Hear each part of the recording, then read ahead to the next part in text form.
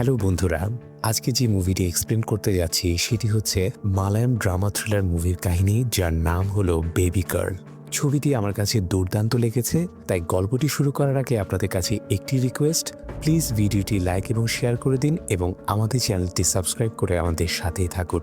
তো চলুন ডুব দেই আজকের রহস্যের গভীরে। মুভি শুরুতে দেখা যায় সেনাল নামের এক ব্যক্তিকে, যে ত্রিভান্দ্রাম এলাকার গুড শেপার্ড হসপিটালের একজন অ্যাটেন্ডার। সে যখন লিফটে উঠতে যাচ্ছিল তখন একটি নার্স তাকে ডাক দেয়। ভিড়ের মধ্যে সে হঠাৎ খেয়াল করে একজন বোরকা পরা মহিলা হাতে একটি ব্যাগ নিয়ে দ্রুত বেরিয়ে যাচ্ছে, কিন্তু সে বিষয়টিতে তেমন গুরুত্ব না দিয়ে তাড়াতাড়ি নার্সের কাছেই চলে যায়। নার্স তাকে নতুন করে সাজানো ক্রিসমাস ট্রি দেখানোর জন্যই ডেকেছিল। ঠিক তখনই হঠাৎ একটি ঘোষণা শোনা যায়, ম্যাটারনিটি ওয়ার্ড থেকে একটি নবজাতক নিখোঁজ। খবরটি ছড়িয়ে পড়তেই হাসপাতালের স্টাফরা সবাই ভীষণ টেনশনে পড়ে যায়। সেই মুহূর্তে সেনালের মনে পড়ে যায় লিফট থেকে বেরিয়ে যাওয়া বোরকা পরা সেই মহিলার কথা। সে তৎক্ষণাৎ বাইরে গিয়ে খোঁজ করে, কিন্তু কোথাও তাকে খুঁজে পায় না। সেদিন সেখানে মুখ্যমন্ত্রীর আসার কথা থাকায় দলীয় কর্মী ও বিপুল সংখ্যক পুলিশ সদস্য ডিউটিতে ছিল। শিশুটি নিখোঁজ হওয়ার খবর দ্রুত সবার মধ্যে ছড়িয়ে পড়ে এবং মিডিয়াও ঘটনাস্থলে পৌঁছে যায়। শিশুটির মা মীনাক্ষী তখন গোসল করছিল, আর মীনাক্ষীর মা ঘুমিয়েছিল। ঠিক সেই সময় কেউ এসে শিশুটিকে নিয়ে যায়। অনেক খুঁজেও কোথাও পাওয়া যায়নি শিশুটিকে। পুলিশ যখন হাসপাতালের ম্যানেজিং ডিরেক্টরকে জিজ্ঞাসা করে এখানে কোনো সিকিউরিটি ছিল না কেন, তখন তিনি জানান রাত 10টা পর্যন্ত সুকুমারন নামের একজন সিকিউরিটি থাকার কথা ছিল, কিন্তু সেই ব্যক্তি সেদিন সকাল 8টার দিকেই ডিউটি শেষ করে চলে যায়। তার মেয়ের বিয়ের প্রয়োজনের জন্য সে একটু আগে বেরিয়ে গেছে। সাধারণত সুকুমারন সেকেন্ড শিফটের সিকিউরিটি আসার পরেই সকাল 10টায় বাড়ি যায়, কিন্তু সেদিন ঠিক 8টায় চলে যায়। তাই পুলিশের সন্দেহ সরাসরি সুকুমারনের দিকে যায়। তাকে ডেকে আনা হলে দেখা যায় সে মদ্যপ অবস্থায় আছে। এটা জানার পর পুলিশ তাকে জেরা শুরু করে। তখন সুকুমারন জানায় সে সকাল 8টায় চলে যাবে বলে আগেই ম্যানেজিং ডিরেক্টরকে জানিয়েছিল। শুধু তাই নয়, সে অনুপস্থিত থাকাকালীন খেয়াল রাখার জন্য অ্যাটেন্ডার সেনালকে ফোন করে বলেছিল বলেও দাবি করে। এরপর পুলিশ সেনালকে জিজ্ঞাসাবাদ শুরু করে, কিন্তু সেনাল জানায় তাকে কেউ এমন কিছুই বলেনি। ফোন করেছিল ঠিকই, কিন্তু এসে নজর রাখতে হবে এমন কোনো কথা বলা হয়নি। আসলে সুকুমারন সত্যি কথাই বলেছিল, কিন্তু পুলিশের ভয়ে সেনাল তা অস্বীকার করে। এতে সুকুমারন সেনালের উপর ভীষণ রেগে যায়। শেষ পর্যন্ত পুলিশ সিদ্ধান্ত নেয় শিশুটি না পাওয়া পর্যন্ত সুকুমারনকে একটি ঘরে আটকে রাখা হবে। এর মধ্যে সেনাল পুলিশদের জানায় যে সে লিফট থেকে বোরকা পরা এক মহিলাকে হাতে একটি ব্যাগ নিয়ে তাড়াহুড়ো করে বেরিয়ে যেতে দেখেছিল। এই তথ্যের ভিত্তিতে পুলিশ হাসপাতালের সিসিটিভি ফুটেজ পরীক্ষা করে এবং নিশ্চিত হয় বোরকা পরা ওই মহিলাই মীনাক্ষীর রুম থেকে শিশুটিকে নিয়ে গেছে। তখন এক পুলিশ সদস্য তার ঊর্ধ্বতন কর্মকর্তা রাকেশকে ফোন করে বিষয়টি জানায়। রাকেশ অল্প কয়েকজন পুলিশ নিয়ে সরাসরি হাসপাতালে পৌঁছায়। বোরকা পরা ওই মহিলা কোথায় যেতে পারে সম্ভাব্য সব জায়গায় পুলিশ তল্লাশি করতে থাকে। পাশাপাশি গত 10 দিনের মধ্যে শিশুটির আত্মীয় স্বজন, মা বাবার কাছে আসা সব ইনকামিং ও আউটগোয়িং কলও তারা খতিয়ে দেখতে শুরু করে। রাকেশ হাসপাতালে এসে শিশুটির মা বাবা সম্পর্কে জানতে চাইলে কিছু চমকপ্রদ তথ্য সামনে আসে। শিশুটির মা মীনাক্ষীর বয়স মাত্র 19 বছর। সে বেঙ্গালুর একটি ইঞ্জিনিয়ারিং কলেজের প্রথম বর্ষের ছাত্রী। নিখোঁজ শিশুটির বাবা আকাশের বয়স 21 বছর। সে একই কলেজে তৃতীয় বর্ষের ছাত্র। প্রেমের সম্পর্কে জড়িয়ে পড়ার পর মীনাক্ষী গর্ভবতী হয়। তখনও আকাশের 21 বছর পূর্ণ হয়নি। 21 পূর্ণ হওয়ার পর তারা রেজিস্ট্রি ম্যারেজ করে। সেই সময় মীনাক্ষী 3 মাসের অন্তঃসত্ত্বা ছিল। এই কারণেই শিশুটির প্রতি মীনাক্ষী, আকাশ কিংবা মীনাক্ষীর পরিবার কারোরই বিশেষ আগ্রহ ছিল না। পুলিশ যখন জিজ্ঞাসা করে শিশুটিকে দেখতে কেউ এসেছিল কিনা, মীনাক্ষী জানায় কেউই আসেনি, কারণ তার গর্ভধারণ ও সন্তান প্রসবের খবর তারা কাউকে জানায়নি। পড়ালেখা করতে গিয়ে গর্ভবতী হওয়া তাদের পরিবারের কাছে ছিল লজ্জার বিষয়। উপায় না পেয়ে তারা রেজিস্ট্রি বিয়ে করতে বাধ্য হয়। মীনাক্ষীর পরিবার যথেষ্ট সচ্ছল ছিল, অন্যদিকে আকাশের পরিবার তুলনামূলকভাবে গরিব। কেবল আকাশের বাবা মাই চেয়েছিল যে কোনোভাবে শিশুটিকে খুঁজে বের করতে। আকাশের মা পুলিশকে বলে ছেলে ভুল করলেও শিশুটি তো তার ছেলেরই সন্তান, তাই সে সেই শিশুটিকে নিজের কাছে চায়। পুলিশ আকাশকেও জিজ্ঞাসাবাদ করে। সে জানায় তার কাউকে সন্দেহ হয় না। জানা যায় বর্তমানে মীনাক্ষী ও আকাশের মধ্যে আর কোনো প্রেমের সম্পর্ক নেই। গর্ভধারণের পর থেকেই তাদের মধ্যে সমস্যা শুরু হয়েছিল। আকাশের একমাত্র চিন্তা ছিল কিভাবে আবার কলেজে ফিরে গিয়ে পরীক্ষা দেবে ও পড়াশোনা করবে। সে অত্যন্ত স্বার্থপরের মতো চিন্তা করছিল, যা মীনাক্ষীর মধ্যে তার প্রতি ক্ষোভ তৈরি করে। পুলিশকে আকাশ বলে, যদি জিজ্ঞাসাবাদ আপনাদের শেষ হয়ে থাকে তাহলে সে যেন পরদিন বেঙ্গালুরু ফিরে যেতে পারে, কারণ তার অনেক পড়াশোনা বাকি। নিজের সন্তান নিখোঁজ হওয়ার পরও তার মধ্যে কোনো উদ্বেগ বা দুশ্চিন্তার ছাপ দেখা যায়নি। আকাশের এই কথাবার্তা শুনে মীনাক্ষী তাকে ঘৃণার দৃষ্টিতে তাকায়। অল্প বয়সে মা হওয়া, তার উপর এখন সন্তান নিখোঁজ, সব মিলিয়ে সে মানসিকভাবে ভেঙে পড়েছে। যার পাশে থাকার কথা সেই আকাশও তার পাশে নেই। মীনাক্ষীর মনে হচ্ছিল কোনোভাবে যদি এই পরিস্থিতি থেকে মুক্তি পাওয়া যেত।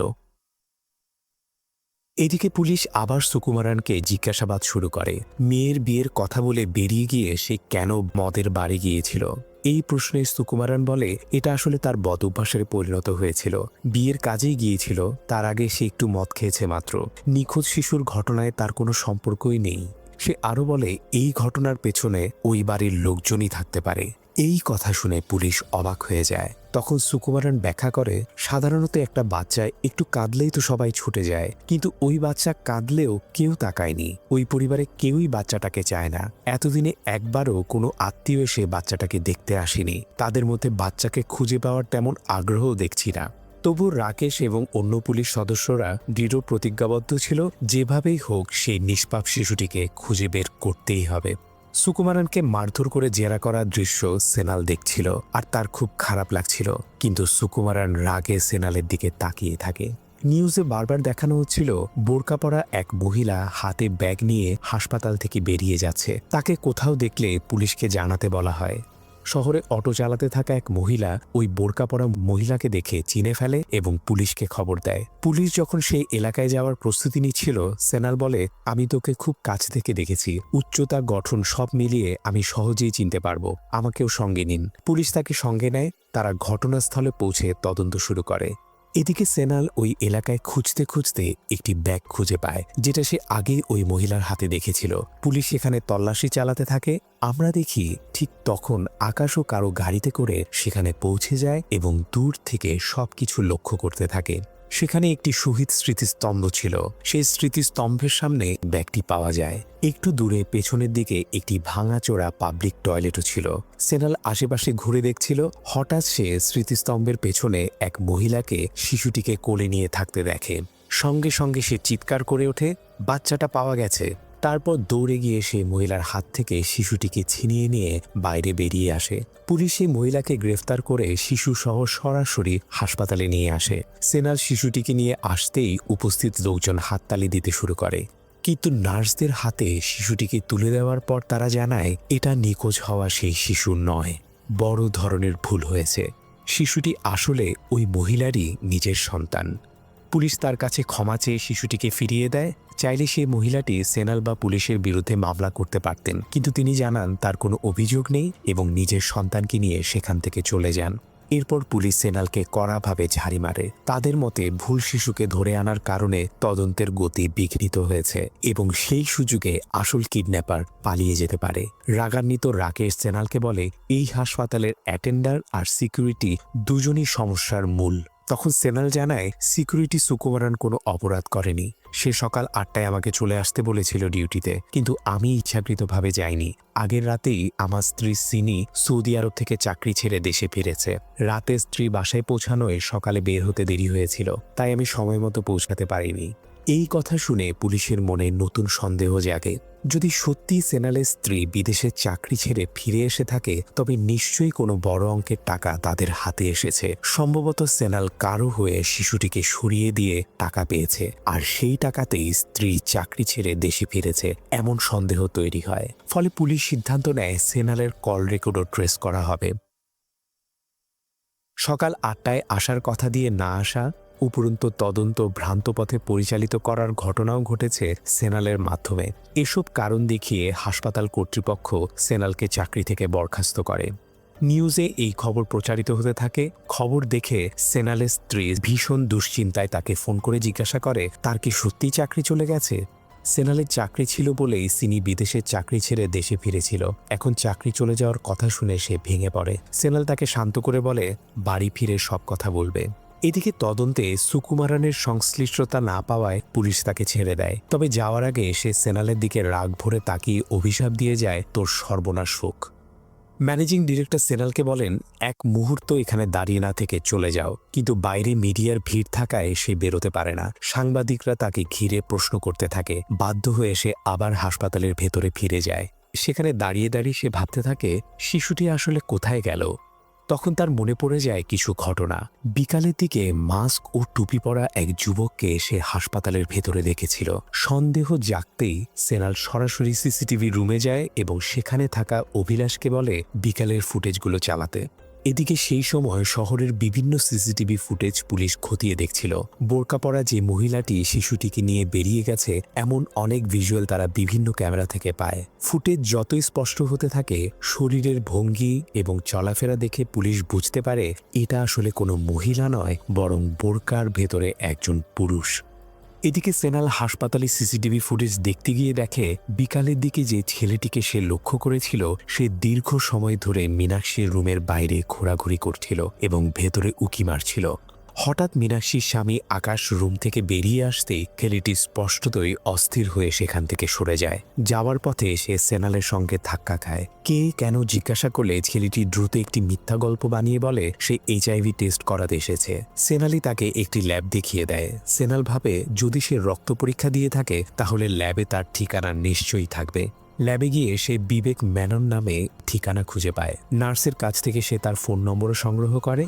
এরপর আমাদেরকে একটি ফ্ল্যাশব্যাক দেখানো হয়। সেনাল ও পুলিশ যখন শহীদ স্মৃতিস্তম্ভের সামনে পৌঁছানোর আগেই সেই বোরকা পরা যুবক শিশুকে নিয়ে স্মৃতিস্তম্ভের পেছনের ভাঙা পাবলিক টয়লেটে আশ্রয় নিয়েছিল। তার নাম ঋষি। তার সঙ্গে ছিল তার বোন ঋতু। তাদের কথোপকথন থেকে জানা যায় ঋষি তার বোনের জন্যই শিশুটিকে নিয়ে এসেছে। জানা যায় ঋতু আগে দুবার গর্ভবতী হয়েছিল, কিন্তু দুবারই সন্তান হারায়। তৃতীয়বার যে সন্তানটি হয়েছিল সেটিও জন্মের আগেই গর্ভে মারা যায়। সন্তান ছাড়া সে আর স্বামীর বাড়িতে ফিরতে পারবে না। তার স্বামীর নাম বিনয়। সেখানে সে প্রচণ্ড নির্যাতনের শিকার হচ্ছিল, যা ঋষি জানত। তাই ঋতু যেন স্বামীর বাড়িতে ফিরতে পারে এই ভেবে ঋষি মীনাক্ষী শিশুটিকে এনে তার হাতে তুলে দিতে চেয়েছিল। কিন্তু ঋতু প্রশ্ন তোলে, এটা কার সন্তান, কোথা থেকে এনেছো? ঋষি বোঝাতে চেষ্টা করে এই সন্তানকে কেউই চায় না, এমনকি তার মা বাবারও এর প্রতি কোনো মায়া মমতা নেই। তবু ঋতু স্পষ্ট জানায় অন্যের সন্তান সে নিতে চায় না। আসলে ঋতু এবং বিনয় পালিয়ে বিয়ে করেছিল। পরে সে বুঝতে পারে বিনয়ের আসল চরিত্র। স্বামীর বাড়িতে সে নিয়মিত নির্যাতিত হতো। দুই সন্তান হারানোর পর তৃতীয়বার সন্তান প্রসবের সময় বিনয় ও তার পরিবার তাকে একাই হাসপাতালে পাঠায়। সাহায্যের জন্যই সে ঋষিকে ডেকেছিল। বাবার সঙ্গেও তার কোনো যোগাযোগ নেই। বাড়ি থেকে পালিয়ে বিয়ে করায় পরিবার তার উপর ক্ষুব্ধ ছিল। এমনকি মায়ের মৃত্যুর সময়ও বাবা তাকে শেষবার দেখার সুযোগ দেয়নি। এসব ভেবে ঋষি চেয়েছিল অন্তত বিনয়ের বাড়িতে ঋতু যেন কিছুটা শান্তিতে থাকতে পারে। তাই সে এই শিশুকে নিয়ে এসেছে। শিশুটি কাঁদতে শুরু করলে ঋতু তাকে দুধ খাওয়ায়। ঠিক তখনই পুলিশ এবং সেনাল ওই এলাকায় তল্লাশি শুরু করে, কারণ কেউ একজন জানিয়েছিল বোরকা পরা এক মহিলাকে সেখানে দেখা গেছে। পুলিশকে আসতে দেখে ঋতু এবং ঋষি ভয় পেয়ে যায়। ঋতু বলে এই সন্তান তার দরকার নেই, শিশুটিকে তার আসল মা বাবার কাছে ফিরিয়ে দিতে হবে। কিন্তু পুলিশ কাছাকাছি চলে আসায় তারা আতঙ্কিত হয়ে পড়ে। ঋষি বলে শিশুটিকে এখানেই রেখে দিই, পুলিশ যখন খুঁজতে খুঁজতে এখানে আসবে তখন তারাই শিশুটিকে উদ্ধার করবে, সরাসরি গিয়ে দিলে আমরাই ফেঁসে যাব। আবেগের বশেই সে আসলে শিশুটিকে নিয়ে এসেছিল। এত বড় সমস্যার সৃষ্টি হবে তা সে কল্পনাও করেনি। তারা সেই পাবলিক টয়লেটের ভেতরে পর্দাটি খুলে রেখে শিশুটিকে সেখানেই শুইয়ে দেয়। এরপর ধীরে ধীরে তারা সেখান থেকে সরে যায়। তাদের বিশ্বাস ছিল পুলিশ খুঁজতে খুঁজতে নিশ্চয়ই ওই ভাঙা পাবলিক টয়লেটে ঢুকবে এবং শিশুটিকে উদ্ধার করবে। তাই তারা দূরে লুকিয়ে দাঁড়িয়ে সবকিছু লক্ষ্য করতে থাকে।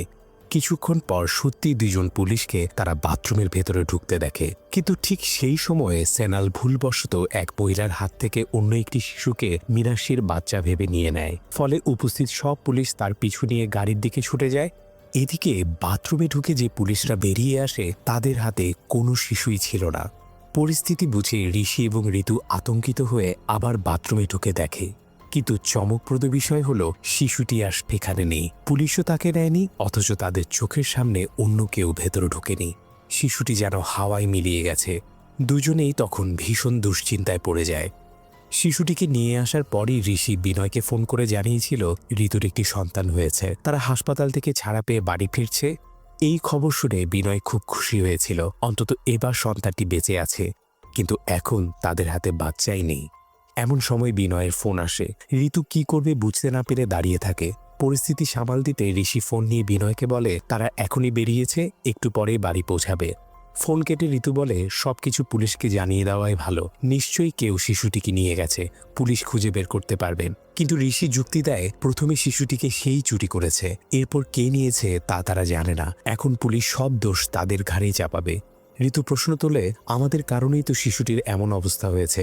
ঋষি তাকে বোঝায় ভেবে নাও শিশুটি কখনোই আমাদের জীবনে আসেনি, এখন আমাদের সঙ্গে শিশুটির আর কোনো সম্পর্ক নেই। এদিকে সেনাল বুঝতে পারে বিবেক মেনন নামে দেওয়া ঠিকানাটি ভুয়া, দেওয়া ফোন নম্বরেও যোগাযোগ করা যাচ্ছে না। ম্যাটারনিটি ওয়ার্ডের সামনে যখন সে ছেলেটিকে দেখেছিল তখন থেকে তার সন্দেহ হয়েছিল। যদিও সে HIV টেস্টের কথা বলেছিল, তবু রক্ত পরীক্ষা তো দিয়েছিল, মানে কোনো না কোনোভাবে পেমেন্ট সে করেছে। সেনালের মাথায় আসে যদি সে গুগল পে বা কার্ডের মাধ্যমে টাকা দিয়ে থাকে তাহলে ব্যাংক লেনদেনের সূত্র ধরে আসল পরিচয় বের করা সম্ভব। সেই ভাবনা থেকে সে ঋষির প্রকৃত ঠিকানা ও ফোন নম্বর খুঁজে বের করে। সেই বিষয়টি পুলিশকে জানাতে গেলেও তার দ্বারা পুলিশের আগেরবার বিভ্রান্ত হওয়ায় পুলিশ তার কোনো কথাই গুরুত্ব দেয় না। অন্যদিকে ঋষি একটা অটো ডেকে ঋতুকে তাতে তুলে বাড়ির দিকে নিয়ে যাচ্ছিল। সে বলে বিনয়ের বাড়িতে না পারলে নিজের বাড়িতে যাবে, বাবার পায়ে ধরে হলেও ঢুকবে। কিন্তু ঋতু আতঙ্কিত কণ্ঠে বলে বিনয় তাকে ছেড়ে দেবে না। আগের 2 সন্তানকে হারানোর পরই সে ঋতুকে কঠোরভাবে সতর্ক করেছিল। এখন যদি সে জানতে পারে এই শিশুটিও নেই তাহলে সে আমাকে শেষ করে ফেলবে। এই ভয়ে সে কাঁপছিল। ঠিক তখনই ঋষির চোখে পড়ে ঋতুর শরীরের দাগগুলো, সিগারেটের ছ্যাঁকা দিয়ে তার শরীর জুড়ে পোড়া চিহ্ন। তখনই ঋষি বুঝতে পারে বিনয় নিয়মিতই তাকে নির্মমভাবে নির্যাতন করত। এই অবস্থায় বিনয়ের কাছে ফিরে যাওয়া অসম্ভব। উপরন্তু তাদের কথাবার্তা অটোচালক মনোযোগ দিয়ে শুনছে। এটা বুঝতেই ঋষি হঠাৎ অটো থেকে নেমে যায়। ঋতুকে সামনে দাঁড় করিয়ে রেখে সে এক বন্ধুর কাছ থেকে গাড়ি আনতে যাওয়ার কথা ভাবে। ঠিক তখনই সেনালের ফোন আসে। ফোন ধরতেই সেনাল প্রশ্ন করে তোমার কি এইডস আছে? প্রশ্নটা শুনে ঋষি ভীষণ টেনশনে পড়ে যায়। হাসপাতালে সে নিজের আসল নম্বর দেয়নি, তাহলে নম্বরটা সে পেল কিভাবে? এই ভাবনায় সে আতঙ্কিত হয়।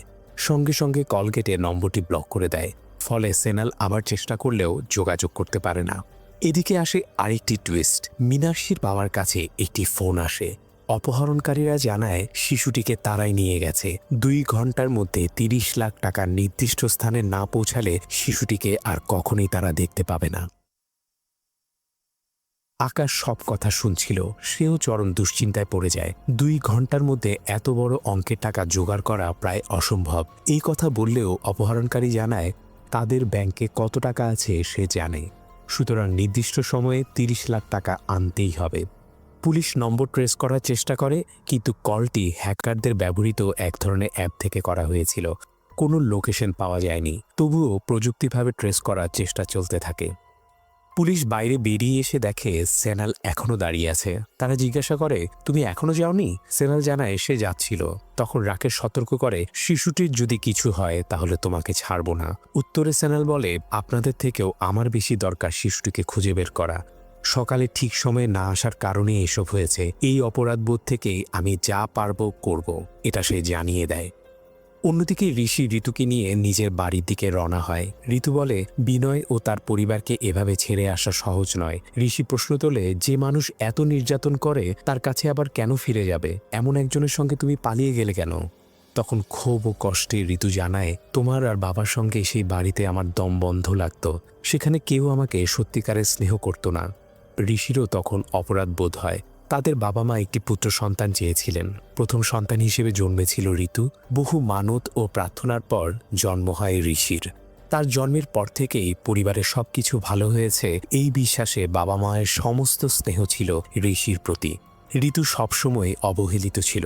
ঋষিও ছোটবেলা থেকেই বড় বোনকে সম্মান করত না। সেই কারণেই পড়াশোনার সময় সে বাস চালক বিনয়ের প্রেমে পড়ে পালিয়ে যায়, কিন্তু বিনয়ও তাকে নির্যাতনই করেছে। কিছু দূর এগোনোর পর ঋষির ফোনে আবার কল আসে। মেডিকেল কলেজের কাছের একটি পুলিশ স্টেশন থেকে ফোন। তাকে জরুরি ভিত্তিতে স্টেশনে যেতে বলা হয়। তীব্র উৎকণ্ঠা নিয়ে সে স্টেশনে পৌঁছে ঋতুকে গাড়িতে বসিয়ে ভেতরে যায়। তখনই সে বুঝতে পারে তাকে ডাকার কারণ সম্পূর্ণ ভিন্ন। পুলিশ সেনালের ফোন ট্রেস করছিল। তার ইনকামিং ও আউটগোয়িং কল তালিকা যাচাই করতে গিয়ে দেখা যায় সেনালের ফোন থেকে ঋষির নম্বর একটি কল গিয়েছে। জিজ্ঞাসা করা হলে সেনাল কেন ফোন করেছিল, ঋষি জানায় সে সে হাসপাতালে এইচআইভি টেস্ট করিয়েছিল। রিপোর্ট প্রস্তুত হয়েছে জানাতেই সেনাল ফোন করেছিল। তিনি হাসপাতালের সঙ্গে যোগাযোগ করে যাচাই করেন ঋষি নামে কেউ কি সেখানে এইচআইভি টেস্ট দিয়েছে কিনা। হাসপাতাল জানায় ওই নামে কেউ নেই। তখন ঋষি ব্যাখ্যা করে সে বিবেক ম্যানন নামে রক্ত দিয়েছিল পরিচয় গোপন রাখার জন্য, এবং এই প্রক্রিয়ায় তাকে সহায়তা করেছিল সেনাল। তাই সেনাল সরাসরি যোগাযোগ করেছে। এই তথ্যের ভিত্তিতে পুনরায় যাচাই করে পুলিশ নিশ্চিত হয় ওই ছদ্মনামে টেস্ট দেওয়া হয়েছে। এরপর তাকে যেতে বলা হয়। তবে বেরোনোর সময় অফিসার নির্দেশ দেয় যেহেতু রিপোর্টের কথা বলা হয়েছে সে যেন হাসপাতালে গিয়ে রিপোর্ট সংগ্রহ করে, অন্যথায় পরবর্তী যাচাই অসঙ্গতি ধরা পড়লে সন্দেহ পুনরায় জোরদার হবে। পুলিশকে সন্তুষ্ট রাখতে ঋষি ঋতুকে নিয়ে সরাসরি হাসপাতালে রওনা দেয়। ঋতু জানতে চায় পুলিশ কেন ডেকেছিল। ঋষি আসল ঘটনা গোপন রেখে বলে পুরনো একটি মামলার বিষয়ে কথা বলতে ডাকা হয়েছিল। এদিকে নিউজে শিশুটির নিখোঁজ হওয়ার খবর ব্যাপকভাবে প্রচারিত হচ্ছিল। বাবা মা ও আত্মীয়রা তাকে খুঁজছে এমন দৃশ্য দেখানো হচ্ছিল। ঋতু প্রশ্ন তোলে, তুমি বলেছিলে এই শিশুকে কেউ চায়নি, তাকে তো এখন সবাই খুঁজছে। এতে ঋষি অস্বস্তিতে পড়ে। ঋতু দৃঢ়ভাবে বলে এই পর্যন্ত যা ঘটেছে সে সব পুলিশকে জানাবে। গাড়ি থেকে নামতে গেলে ঋষি তাকে থামায়। সে বলে, তুমি নিজের জীবন ইতিমধ্যেই বিপর্যস্ত করে ফেলেছ। এখন যদি সব স্বীকার করো পুলিশ তোমাকে কিছু না করলেও আমাকে গ্রেফতার করবে। আমার জীবন কি নষ্ট করতে চাও? এই কথায় ঋতু নীরব হয়ে গাড়িতে বসে থাকে। ঠিক তখনই সংবাদে দেখানো হয় অপহরণকারী মুক্তিপণ দাবি করেছে। পরিস্থিতি আরও জটিল হয়। ঋষি বলে এই অবস্থায় যদি তারা পুলিশকে কিছু বলে তাহলে পুলিশ তাকেই অপহরণকারী হিসেবে সন্দেহ করবে। তবু তাদের মাথায় ঘুরতে থাকে বাথরুম থেকে শিশুটিকে আসলে কে নিয়ে গেল। শেষ পর্যন্ত ঋষি সিদ্ধান্ত নেয় এখন আর এই ঘটনাটির পেছনে জড়ানো ঠিক হবে না। আগে হাসপাতালে গিয়ে রিপোর্ট নেওয়া দরকার। সে গাড়ি হাসপাতালের দিকে চালায়। অন্যদিকে অপহরণকারীর নির্দেশ অনুসারে মীনাক্ষীর বাবা ৩০ লাখ টাকা নির্দিষ্ট স্থানে পৌঁছে দিতে সম্মত হন। কয়েকটি বাড়ি ঘেরা এক নির্জন ফাঁকা জমিতে টাকার ব্যাগ রেখে আসতে বলা হয়েছিল। মীনাক্ষীর বাবা নির্ধারিত স্থানে পৌঁছানোর আগেই পুলিশ আশেপাশের একাধিক বাড়িতে গিয়ে বাসিন্দাদের সঙ্গে কথা বলে এবং কয়েকটি বাড়ির উপরের তলায় অবস্থান নেয় যাতে পুরো ফাঁকা জমিটি নজরে রাখা যায়। রাকেশ কাছের একটি বাড়িতে গিয়ে এক তরুণকে জানায় যে তারা নজরদারির কাজ করছে। ছেলেটি বলে ওই ফাঁকা জমি ভালোভাবে দেখতে হলে ছাদে বা উপরের ঘরে উঠলেই পরিষ্কার দেখা যাবে। রাকেশ তার সঙ্গে উপরের ঘরে যায়। এদিকে ঋষি হাসপাতালে রিপোর্ট সংগ্রহ করতে আসে। তাকে দেখে এক নার্স বুঝে ফেলে যে সেনাল যে ছেলেটিকে খুঁজছিল এই সেই ব্যক্তি। নার্স সঙ্গে সঙ্গে সেনালকে খবর দেয়। নার্সের আচরণে অস্বাভাবিকতা টের পেয়ে ঋষি দ্রুত সরে পড়তে চায়। ঠিক তখনই আকাশ তাকে দেখে ফেলে। আকাশ যেন চিনে ফেলেছে এমন ভঙ্গিতে তার পিছু নেয়। এতে ঋষি আতঙ্কিত হয়ে পড়ে এবং দ্রুত বেরিয়ে যাওয়ার চেষ্টা করে। তবে আকাশ তাকে ধরে একটি কাগজ দেয়। ঋষি অবাক, এটা কি? উপর থেকে সেনাল পুরো দৃশ্য লক্ষ্য করছিল। কাগজটি পড়ে ঋষি দ্রুত ঋতুর কাছে ফিরে যায়, গাড়ি নিয়ে কোথাও চলে যায়। এতে সেনালের সন্দেহ আরও বাড়ে। আকাশ ও ঋষি কি একসঙ্গে জড়িত? সে সকালবেলা সিসিটিভি ফুটেজ আবার খতিয়ে দেখে। সকালে যখন পুলিশ সে স্মৃতিস্তম্ভের কাছে শিশুকে খুঁজছিল আকাশও সেখানে ছিল। ফুটেজে দেখা যায় পুলিশের গাড়িকে অনুসরণ করে আকাশ অন্য একটি গাড়িতে কারো সঙ্গে এসেছিল। কিন্তু পরে যখন ভুলে সেই মহিলা শিশুকে নিয়ে তারা হাসপাতালে ফেরে আকাশ আর সেই গাড়িতে ছিল না। সেই পুলিশের জিপে ফিরে আসে। তাহলে প্রথম গাড়িতে তার সঙ্গে কে ছিল?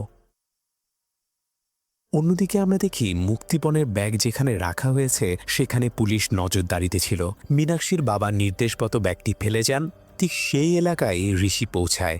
আকাশের দেওয়া ঠিকানাটি ওই এলাকার একটি বাড়ির। পুলিশ দূর থেকে দেখে টুপি পরা এক ব্যক্তি ফাঁকা ভবনের দিকে ব্যাগের কাছে এগোচ্ছে। এদিকে ঋষি কাগজে লেখা ঠিকানা অনুসারে একটি বাড়িতে ঢুকে খোঁজ করতে গিয়ে নিচতলার একটি বাথরুমে শিশুটিকে খুঁজে পায়। সে দ্রুত শিশুটিকে নিয়ে সরে যায়।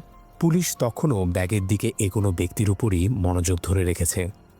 এদিকে সেনাল সরাসরি বললে পুলিশ বিশ্বাস নাও করতে পারে। এই কারণে সিসিটিভি অপারেটরের মাধ্যমে তথ্য পাঠায়।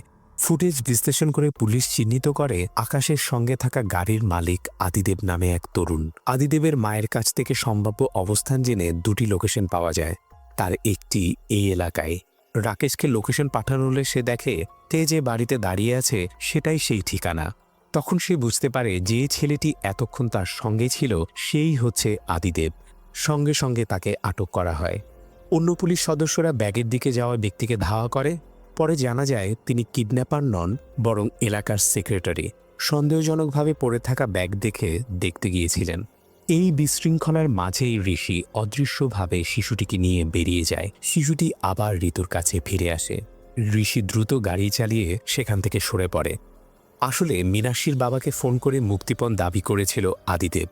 যে বাড়িতে সে ধরা পড়ে সেটা তার বাবার ব্যবসায়িক অংশীদারের বাড়ি, ভাড়ার জন্যই ফাঁকা রাখা ছিল। আদিদেব স্বীকার করে সে প্রায়ই একা পড়াশোনা করার জন্য ওই বাড়িটি ব্যবহার করত। শিশুটি কোথায় এই কথা পুলিশ জিজ্ঞাসা করলে সে জানায়, স্যার যখন এসেছিলেন তখন বাচ্চা নিচে ছিল। স্যার উপরে উঠে যাওয়ার পর আমি তাড়াতাড়ি বাচ্চাটাকে বাথরুমে সরিয়ে রাখি, কিন্তু তারা পরে বাথরুমে গিয়ে দেখে শিশুটি সেখানে নেই। এর মধ্যে গুরুত্বপূর্ণ বিষয় হল, মুক্তিপণের নাটক সাজিয়ে টাকা আনার পরিকল্পনা করার সময় আদিদেব ওই এলাকার সিসিটিভি ক্যামেরাগুলো হ্যাক করে অকার্যকর করে দেয়। ফলে গত 3 ঘন্টার কোনো ফুটেজই পুলিশ উদ্ধার করতে পারেনি। পুলিশের সন্দেহ হয় অপহরণের ঘটনায় আকাশও যুক্ত। তাকে হেফাজতে নিয়ে জিজ্ঞাসাবাদ শুরু হয়। এতে আকাশের পরিবার ও মীনাক্ষীর পরিবারের মধ্যে তীব্র বিরোধ সৃষ্টি হয়। অভিযোগ ওঠে সম্পত্তি দখলের উদ্দেশ্যে নিজের সন্তানের অপহরণের নাটক সাজানো হয়েছে। এদিকে সেনাল সিসিটিভি অপারেটরকে বলে, ঋষি ও আকাশের সাক্ষাতের ফুটেজ তো আছে, সেগুলো পুলিশকে দেখানো উচিত। কিন্তু অপারেটর জানায় সে আর এই মামলার পেছনে জড়াতে চায় না, সেনাল চাইলে নিজেই বলতে পারে। সেনাল জানত সে সরাসরি বললেও পুলিশ বিশ্বাস নাও করতে পারে, তাই সে নীরব থাকে। এদিকে জিজ্ঞাসাবাদে আদিদেব এবং আকাশ ঘটনাক্রম ব্যাখ্যা করে। সকালে যখন পুলিশ ও সেনাল শিশুটিকে খুঁজতে সেই স্মৃতিস্তম্ভের দিকে যায়, তখন আদিদেব ও আকাশও তাদের অনুসরণ করে। শিশুকে খুঁজে পাওয়ার আন্তরিক আগ্রহে নয়, বরং সামাজিক চাপ এড়াতে। বাবা যদি খোঁজে না যায় লোকজন নানা কথা বলবে।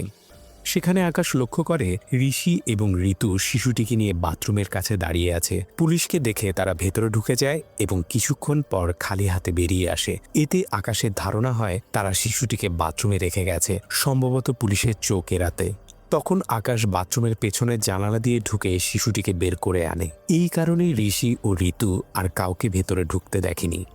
এরপর আকাশ শিশুটিকে আদিদেবের হাতে দেয়, উদ্দেশ্য কোনোভাবে শিশুটিকে সরিয়ে দেওয়া। আকাশের মনে ছিল সন্তান না থাকলে মীনাক্ষীর সঙ্গে দ্রুত বিচ্ছেদ সম্ভব হবে। মীনাক্ষীর গর্ভধারণের পর তারা গর্ভপাতের সিদ্ধান্ত নিয়েছিল, কিন্তু চিকিৎসাগত জটিলতার কারণে তা সম্ভব হয়নি। আকাশ এই সম্পর্ক আর রাখতে আগ্রহী ছিল না। তবে আকাশের অজান্তে আদিদেব ভিন্ন পরিকল্পনা করে। শিশুটিকে হাতিয়ার করে মীনাক্ষীর বাবার কাছ থেকে টাকা আদায় করাই ছিল তার আসল উদ্দেশ্য। অপহরণকারীর ফোন আসার পর আকাশ বুঝতে পারে আদিব তাকে না জানিয়ে অর্থ আদায়ের পরিকল্পনা করেছে। পুলিশ তাকে জিজ্ঞাসা করলে যে আবার দেখলে চিনতে পারবে কিনা, সে বলে যে দূর থেকে দেখেছিল, ঠিকমতো মুখ মনে নেই। কিন্তু আকাশ জানত যে লোকটি আসলে ঋষি। তবু সে ইচ্ছাকৃতভাবে ঋষিকে চিনিয়ে দেয়নি। আসলে শিশুটিকে ব্যবহার করে আদিদেব টাকা হাতিয়ে নেওয়ার চেষ্টা করেছে। এটা বুঝে কি করবে ভাবতে ভাবতেই আকাশ হাসপাতালে ঋষিকে দেখতে পায়। শিশুটিকে এখান থেকে নিয়ে গেছে ঋষি। আকাশে মনে হয় ঋষি সেই শিশুটিকে খুব দরকার, তাই সে শিশুসহ আদিদেবের বাড়ির ঠিকানা ঋষিকে দেয়। আর তার ধারণা মতোই ঋষি সেখান থেকে শিশুটিকে নিয়ে চলে যায়। কিন্তু পুলিশকে সে কিছুই জানায়নি, না ঋষিকে দেখার কথা, না তাকে ঠিকানা দেওয়ার কথা। সে শুধু বলেছিল যে বাথরুম থেকে শিশুটিকে উদ্ধার করে আদিদেবের হাতে তুলে দিয়েছে এবং তাকে তার মায়ের কাছে পাঠিয়ে দিতে বলেছে। এরপর যা কিছু ঘটেছে তার কিছুই সে পুলিশকে বলেনি। এদিকে ঋতু শিশুটির কাপড় বদলাচ্ছিল। নিজের সন্তানের জন্য যে কাপড়গুলো সে ভেবেছিল সবই তার কাছে ছিল। শিশুটি ক্ষুধার্ত হলে সে দুধ খাওয়ায়। তখন ঋষি ঋতুকে বলে, এখন পুলিশের ভয় তার আর নেই। বারবার যদি এই শিশুটি তোমার কাছেই ফিরে আসে, তবে নিশ্চিতভাবে এটা তোমার সঙ্গে বাঁচার জন্য এসেছে।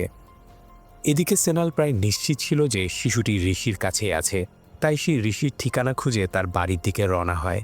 পথে সে স্ত্রী সিনিকে ফোন করে সব কথা জানায়। সিনি জিজ্ঞাসা করলে, তুমি তো পুলিশ না, তবুও কেন নিজে এর পেছনে ছুটছ? সেনাল বলে, আমাদের ছেলের মতো এটাও তো একটা শিশু। সকালের খবরগুলোতে আমার সম্পর্কে শুধু মিথ্যে কথাই বলা হয়েছে, অন্তত রাতের খবরেই যেন আমার সম্পর্কে ভালো কিছু বলে, এই আশায় আমি যেভাবেই হোক শিশুটিকে খুঁজে বের করব। এদিকে বিনয় আবার ঋতুকে ফোন করে হুমকি দিতে থাকে। সে বলে, আমি এতবার ফোন করেছি, তুমি এতক্ষণ কোথায় ছিলে? শিশুটিকে নিয়ে এখনো বাড়ি পৌঁছাওনি কেন? আমার মা কতক্ষণ ধরে অপেক্ষা করছে জানো? ঋতু তার স্বামীর কারণে খুব ভয় পেতে থাকে। ঋষি তাকে বোঝায় যে এত ভয় না পেয়ে বিনয়ের সঙ্গে সব সম্পর্ক ছিন্ন করে বাড়ি ফিরে যেতে। কিন্তু ঋতু তা করতে পারছিল না। সে সাময়িকভাবে ফোন কেটে দেয়। কিছুক্ষণ বসে ভাবার পর সে সিদ্ধান্ত নেয় যে আর বিনয়ের হুমকি সহ্য করবে না। সে আবার ফোন করে বলে, তোমার সন্তান মারা গেছে, আমি এখন তোমার সন্তান ছাড়াই যাচ্ছি, তোমার সঙ্গে আমার আর কোনো সম্পর্ক নেই, আমি আর কখনো তোমাদের বাড়িতে ফিরব না। তুমি যদি আমার পিছু নাও তবে আমার শরীরের সব আঘাতের চিহ্ন নিয়ে আমি থানায় যাব এবং পুলিশ দিয়ে তোমাকে গ্রেফতার করাবো। এই কথা বলেই সে ফোন কেটে দেয়। এসব শুনে বিনয় ভীষণ রেগে যায়। ঋতুর এই কথা শুনে ঋষির খুব আনন্দ হয়, কারণ তার বোন অবশেষে প্রতিবাদ করতে শুরু করেছে। রাত হতে না হতেই ঋষি ঋতুকে নিয়ে বাড়ি ফিরে আসে। শিশুটিকে সঙ্গে নিয়ে এলেও তার বাবা তাকে ঘরে ঢুকতে দেয় না এবং সেখান থেকে চলে যেতে বলে। সেখানে অনেক মানুষ জড়ো হয়েছিল। ঋষির বাড়ি খুঁজতে আসা সেনালও এই সব কিছু দেখে। বাবা যে তার বোনকে গ্রহণ করছে না এটা বুঝতেই ঋষি তার বোন এবং শিশুটিকে নিয়ে আবার গাড়িতে ওঠে। ঠিক তখনই সে সেনালকে দেখতে পায়। সেনাল তাকে অনুসরণ করে এখান পর্যন্ত এসেছে। এটা বুঝে ঋষি ভীষণ নার্ভাস হয়ে পড়ে এবং দ্রুত গাড়ি চালিয়ে সেখান থেকে চলে যায়। সেনালও তাকে অনুসরণ করতে থাকে। এদিকে পুলিশ তখনও সেনালের কল ও লোকেশন ট্র্যাক করছিল। সন্দেহজনকভাবে সে বিভিন্ন জায়গায় ঘুরছে বুঝতে পেরে পুলিশ তার অবস্থান শনাক্ত করে তাকেও অনুসরণ করতে শুরু করে। তাদের মনে হয় শিশুটির নিখোঁজ হওয়ার ঘটনায় হয়তো তার কোনো সম্পর্ক থাকতে পারে। এই সময় ঋষির ফোনে বিনয়ের হুমকিমূলক মেসেজ আসতে থাকে। সে লিখে পাঠায়, হয় তুমি আমার কথা শুনে আমার বাড়িতে থাকবে, না হলে আমি তোমার সঙ্গে কি করতে পারি সেটা তুমি ভালোই জানো। এতদিন ধরে যে সব অত্যাচার সে সহ্য করেছে সেগুলো একে একে ঋতুর মনে ভেসে ওঠে। এই এলাকায় আর থাকা যাবে না। শিশুটিকে নিয়ে কোথাও পালিয়ে যাওয়াই ছিল ঋতুর পরিকল্পনা। ঋষিকে বলে, আমাকে যে কোনো জায়গায় নামিয়ে দিয়ে তুমি অন্তত বাঁচো। কিন্তু ঋষি বলে, এতদিন শুধু আমার কারণেই তুমি এত কষ্ট পেয়েছ, তোমাকে আর শিশুটিকে নিরাপদ না রেখে আমি কোথাও যাব না। সে চেয়েছিল তার বোন যেন অন্তত এবার জীবনে একটু সুখ পাক। খুব আবেগ ভরে সে ঋতুর কোলে থাকা শিশুটির পায়ে হাত রেখে বলে, তোমার জীবনে এই শিশুটিকে ঈশ্বর নিজে পাঠিয়েছেন। যতবার দূরে সরাতে চেয়েছ ততবারই সে আবার আমাদের কাছেই ফিরে এসেছে। তাই আজ থেকে এই শিশুর সব দায়িত্ব তুমিই নেবে। এরপর তারা এগিয়ে চলতেই দেখতে পায় সেনাল তাদের অনুসরণ করছে। এতে ঋষি আরও বেশি আতঙ্কিত হয়ে গাড়ির গতি বাড়িয়ে দেয়। একই সময় পুলিশ সেনালের লোকেশন ধরে এগিয়ে আসছিল। ঋষিকে অনুসরণ করতে গিয়ে সেনাল তাদের গাড়ির পেছনে রাখা ঋতুর মেডিকেল রিপোর্ট দেখতে পায়। খামের ওপর হাসপাতালের নাম দেখে সে সঙ্গে সঙ্গে তার স্ত্রী সিনিকে ফোন করে সেই হাসপাতালে ঋতু নামের মেয়েটির ব্যাপারে খোঁজ নিতে বলে। কিছুক্ষণ পর সিনি খবর নিয়ে জানায় যে ওই মেয়েটির আগে গর্ভের সন্তান গর্ভাবস্থায় মারা গিয়েছিল এবং এবার যে শিশুটির জন্ম হয়েছিল সেটাও বেঁচে ছিল না। এতে সেনালের কাছে সবকিছু প্রায় পরিষ্কার হয়ে যায়। ঋষি গাড়ির গতি আরও বাড়ায়। তখন ঋতু বলে, গাড়িটা রেল স্টেশনের দিকে চালাও, কলকাতায় আমার এক বন্ধু আছে, তার কাছেই যাব। সে ইতিমধ্যে কলকাতার ট্রেনের টিকিট বুক করে ফেলেছে। ঋষির ইচ্ছে ছিল একেবারে বড় কোনো রেল স্টেশনে যাওয়ার, কিন্তু পেছনে সেনাল অনুসরণ করছে বলে সে ঘুরপথে গাড়ি চালাতে থাকে। এদিকে ঋতু যে ট্রেন বুক করেছে সেটা বিনয় বুঝতে পারে, কারণ তার অ্যাপে বিনয়ের ইমেল আইডি সেট করা ছিল। সে সঙ্গে সঙ্গে রেল স্টেশনের দিকে রওনা দেয়। এদিকে রেল স্টেশনের কাছে পৌঁছে সেনালের চোখ এড়িয়ে গাড়ি থামালেও ঋষি দেখে ঋতু অজ্ঞান হয়ে গেছে। দীর্ঘ সময় ধরে দ্রুতগতিতে গাড়ি চালানো এবং মাত্র 2 দিন আগে ডেলিভারি হওয়ার দুর্বলতার কারণেই সে অজ্ঞান হয়ে পড়েছে বলেই সে মনে করে। তাই সে পানি আনতে পাশের একটি দোকানের দিকে ছুটে যায়। দোকানে ঢুকে পানি কিনে দাঁড়িয়ে থাকার সময় সেনাল সেখানে এসে পড়ে। সেনালকে দেখে ঋষি পালানোর চেষ্টা করলেও সেনাল তাকে ধরে ফেলে। তবে ঋষি তাকে ধাক্কা দিয়ে পালিয়ে যায়। ঠিক সেই সময় সেনালকে অনুসরণ করে পুলিশও সেখানে পৌঁছে যায়। সেনাল রাকেশকে বলে ঋষিকে ধরতে। পুলিশরা ঋষির পেছনে দৌড়াতে থাকে, কিন্তু সবার চোখ এড়িয়ে ছুটতে ছুটতে ঋষি একটি সেতুর উপর পৌঁছে যায়। ততক্ষণে অনেক সময় পেরিয়ে গেছে। ঋতুর যে ট্রেন ধরার কথা ছিল সেটাও ছেড়ে গেছে। সে চরম দুশ্চিন্তায় বসে থাকতে থাকতেই ঋতুর ফোন আসে। সে বলে, তুমি কোথায়? আমরা তো ট্রেনে উঠে পড়েছি। ঋষি চলে যাওয়ার পর ঋতুর জ্ঞান ফিরে আসে এবং সেই শিশুটিকে নিয়ে ট্রেনে উঠে পড়েছিল। এই কথা শুনে ঋষি সত্যি স্বস্তি পায়। ঋষি মুখ ঢেকে রাখায় পুলিশের কেউই তার মুখ স্পষ্টভাবে দেখতে পায়নি। নিজে ও শিশুটি নিরাপদে বেঁচে গেছে, এই আনন্দে ঋতু ট্রেনে বসে থাকে। ঠিক তখনই বিনয় তাকে খুঁজতে ট্রেনে উঠছে, কিন্তু যে সিটটি ঋতু বুক করেছিল সেখানে বিনয় তাকে পায় না। এরপর একটি ছোট ফ্ল্যাশব্যাক দেখানো হয়। টিকিট বুক করার সময় ঋষি তাকে জিজ্ঞাসা করেছিল এই অ্যাপে কার ইমেল আইডি দেওয়া আছে। সে বলেছিল বিনয়ের। তখন ঋষি বলে, নিশ্চিতভাবে মেল তার কাছে চলে গেছে, আর সে যেইভাবেই হোক তোমাকে খুঁজতে আসবে। এটা বুঝে ঋতু আরেকটি টিকিট অন্য একটি ট্রেনে বুক করে। সেখানে সে ইমেল আইডিও বদলে দেয়। তাই সে যায় এক ট্রেনে আর বিনয় তাকে খুঁজতে যায় আরেক ট্রেনে। কিন্তু তখনও একজন ছিল যে ঋতুর পিছনে সেই ট্রেনেই উঠেছিল। সে আর কেউ নয়, এই গল্পের নায়ক সেনাল। পুলিশ তখন ঋষির পেছনে যায়। তখন সেনাল খুঁজে গাড়িতে থাকা ঋতুকে। ঋতুর রেল স্টেশনে এসে শিশুটিকে নিয়ে ট্রেনে ওঠার সবকিছু দেখে সেনালও সেই ট্রেনে উঠে পড়ে। ঋতু এবং শিশুটিকে বসে থাকতে দেখে সে পুলিশকে ফোন করে খবর দেয় যে এক মহিলা শিশুসহ ট্রেনে উঠেছে এবং কিছুক্ষণের মধ্যে ট্রেনটি পরের স্টেশনে পৌঁছাবে। তারা যেন সেখানে চলে আসে। সেনালের কথা মতো পুলিশ সেখানে পৌঁছায়। পুলিশ ট্রেনে উঠলেও সেনাল তাদের নিয়ে সেখানে পৌঁছানোর আগেই ঋতু এবং শিশুটি সেখান থেকে উধাও হয়ে যায়। তারা পুরো স্টেশন তল্লাশি করেও ঋতু বা শিশুটিকে খুঁজে পায় না। সিসিটিভি ফুটেজেও সে ধরা পড়েনি। পরে দেখানো হয় পুলিশ সেনালকে জিজ্ঞাসাবাদ করছে। ঠিক তখনই আরেকজন কনস্টেবল এসে রাকেশকে ডাকে এবং জানায় যে শিশু নিয়ে ট্রেনে ভ্রমণ করা অনেক মহিলা ছিল, তবে সন্দেহ করার মতো কাউকে পাওয়া যায়নি। তাদের ধারণার সম্ভবত কেউ স্টেশনের মূল প্রবেশপথ দিয়ে না ঢুকে পিছনের দিক দিয়ে এসে ট্রেনে উঠেছিল। এখন সেনালকে আর এখানে আটকিয়ে রেখে কোনো লাভ নেই। তার কল লিস্টেও সন্দেহজনক কিছু পাওয়া যায়নি। তাই রাকেশ অন্য পুলিশদেরকে বলে সেনালকে ছেড়ে দিতে। এভাবে পুলিশের পুরো তদন্তই কার্যত অচল হয়ে যায়। সেনাল বাড়িতে ফিরে আসে। তাকে দেখে সিনি দৌড়ে এসে জড়িয়ে ধরে। ঠিক তখনই আমাদের সামনে আগের ঘটনাগুলো ফ্ল্যাশব্যাকে দেখানো হয়। ট্রেনে পুলিশকে জানিয়ে দেওয়ার পর সেনাল চুপি চুপি ঋতুর শিশুটি ছবি তুলছিল। তখন সে দেখে ঋতু কি গভীর ভালোবাসায় শিশুটিকে আদর করছে, চুমু খাচ্ছে।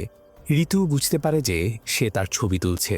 সেনাল ধীরে তার কাছে গিয়ে বলে, ভদ্রভাবে শিশুটিকে আমার হাতে দেওয়াই ভালো। এই শিশুটিকে তার প্রকৃত মালিকদের কাছে পৌঁছে দেওয়া আমার দায়িত্ব। ভয়ে ভয়ে ঋতু শিশুটিকে তার হাতে তুলে দিলেও এরপর সে আসলে যা ঘটেছে সবকিছু খুলে বলে।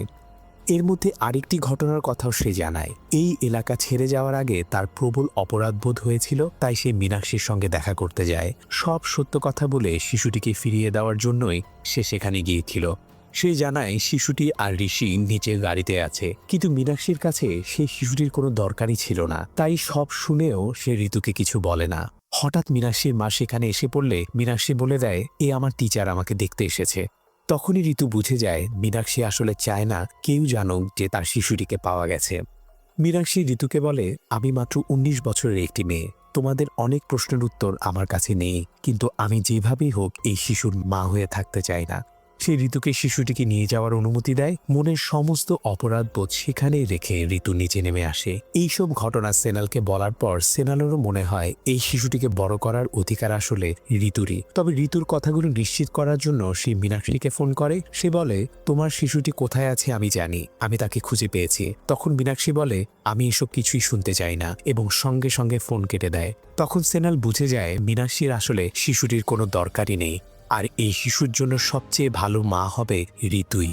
তাই সে ঋতুকে সেখান থেকে পালিয়ে যেতে বলে। সে আগেই পুলিশকে খবর দিয়েছিল, তাই তারা আসার আগেই পেছনের দিক দিয়ে পালানোর ব্যবস্থা সে নিজেই করে দেয়।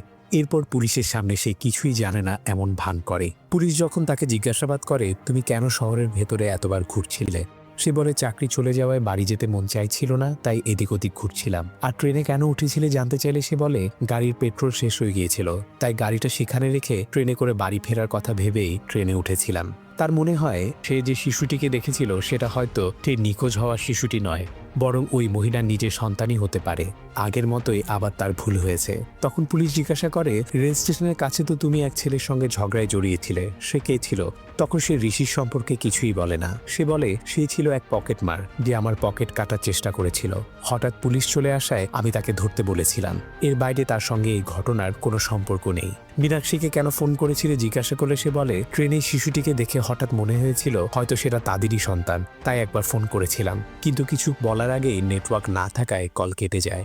এরপর গল্প আবার বর্তমান সময় ফিরে আসে। সব সমস্যা মিটে যাওয়ার পর সেনাল বাড়িতে ফিরে আসে। এদিকে ঋতু শিশুটিকে নিয়ে তার বন্ধুর কাছে চলে যায়। সেখানে সে তার বন্ধুকে সব কথা খুলে বলে। সে বলে, শেষবার যাকে আমি দেখেছিলাম সে কে ছিল আমি জানি না।